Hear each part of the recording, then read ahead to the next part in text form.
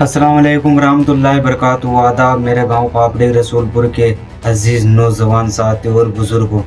आज मैं किसी एक की तरफदारी करने नहीं बल्कि आपसे कुछ तलक सवाल करने आया हूँ।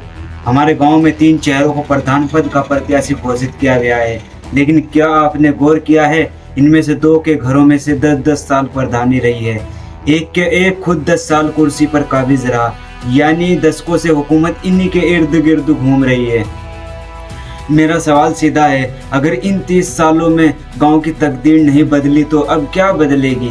मुझे तो आज तक गांव में तामीर और तरक्की के नाम पर ज़रा सा भी विकास नहीं दिखा। मेरी अपनी ज़िंदगी गुजर गई गांव में, पर गांव के हालात जैस के तस है। मेरी ज़ाती राय यह है कि अब हमें किसी ऐसे नौजवान या नए चेहरे की ज़रूरत है जिसने कभी प्रधानी ना देखी हो, जिसके अंदर काम करने का जज्बा हो। एक साहब कहते हैं कि प्रधान जी भी बिना पद के इतना काम करा रहे हैं तो प्रधान बनकर क्या करेंगे।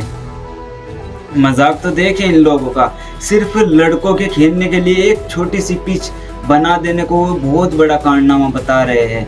ये तो वही बात हुई ना कि जैसे एक ऊंट के मुंह में जीरा डाल देना। हालांकि सच तो यह है कि ये सब सिर्फ हुसूल वोट का एक लालच और दिखावा है। ये मौसमी मेंढक जो सिर्फ चुनाव की आहट सुनकर बाहर निकलते हैं।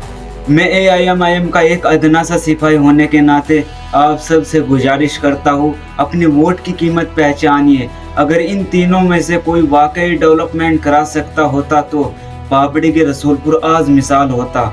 याद रखिए, जब तक नया चेहरा नहीं आएगा गांव की जुल्मत दूर नहीं होगी। बेदार हो जाइए इससे पहले कि आपको 5 साल पछताना पड़े। शुक्रिया बहुत बहुत। खुदा हाफिज।